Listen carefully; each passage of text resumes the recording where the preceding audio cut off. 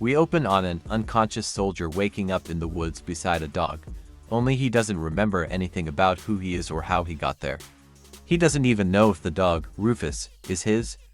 Faint Lost Pilot vibes aside, we discover that his name is Bryan Hunt, and that there's something hiding in the mist.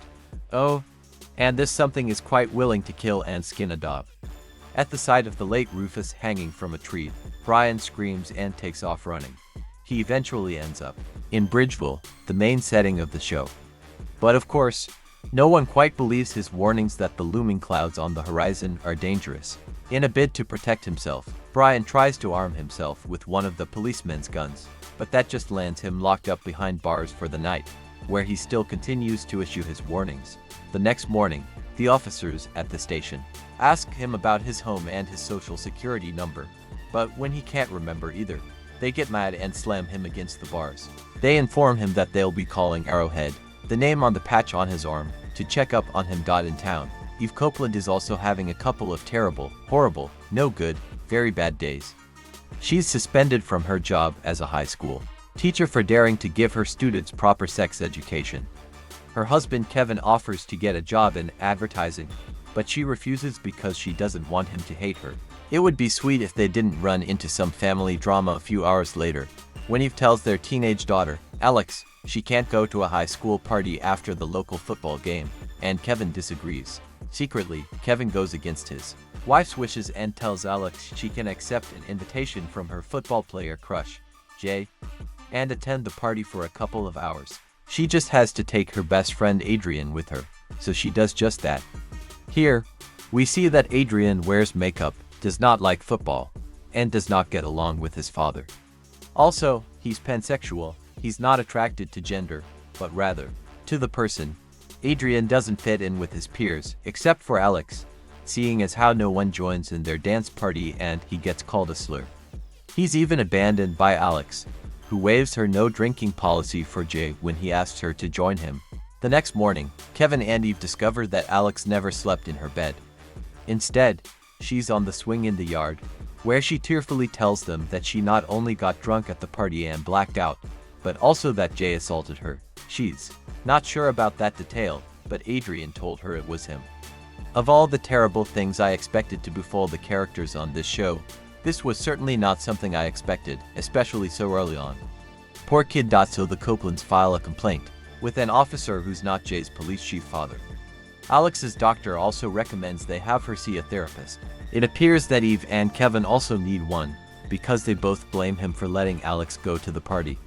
Eve states that she's tired of being the bad cop, while Kevin gets to be the cool parent. They're interrupted by jocks throwing something through their window. The delightful fellows have also spray-painted the word whore on the street in front of the house. While all this is happening, Adrian and Alex are upstairs, where he tells her that the town will no doubt side with Jay. The camera lingers on him as he says this, which, coupled with the look he gave the departing Alex and Jay at the party, makes me suspect that there's more to Alex's night that he's not sharing. The next day, Kevin goes to the police station to report the harassment they've been experiencing.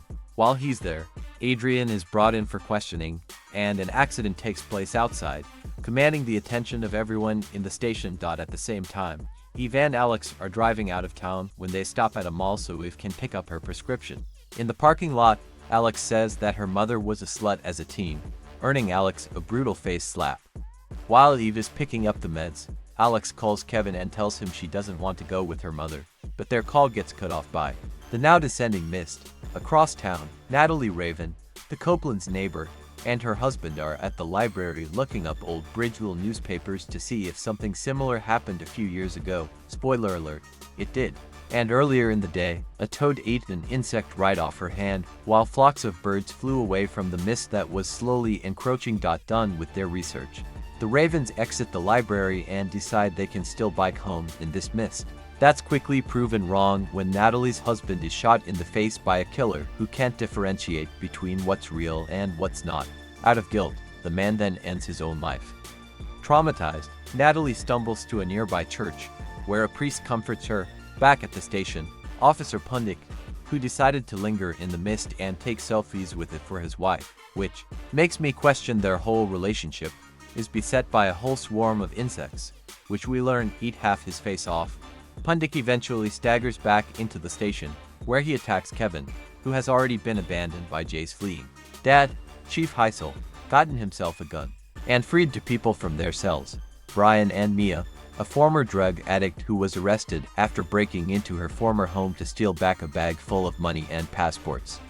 It's a good thing he did, because Mia quickly dispatches of Pundik with Kevin's gun. She asks if he trusts her now. He does. Kevin, Adrian, Bryan, and Mia just became our first batch of Miss Survivors. Second group is at the mall. Mrs. Carmody, one of the parents who disapproved of Eve for discussing oral sex, tries to shame her in front of the other customers, but Eve points out that Mrs. Carmody's son Eric is already aware of what oral sex is. She caught him watching porn in school. She also calls her a pathetic bitch and walks away. Talk about a mic drop. Following this exchange, the mall loses power, and Eve runs out into the mist to find Alex, who, for her part, has exited the car. They quickly find each other and head back into the mall. Here, Mrs. Carmody accuses them of lying about the rape and asking for attention. She and Eric then exit into the mist despite Eve's protests. Moments later, we hear Mrs. B screams, and her bloody body, minus a jaw, is thrown against the glass door. She's also pulled back into the mist.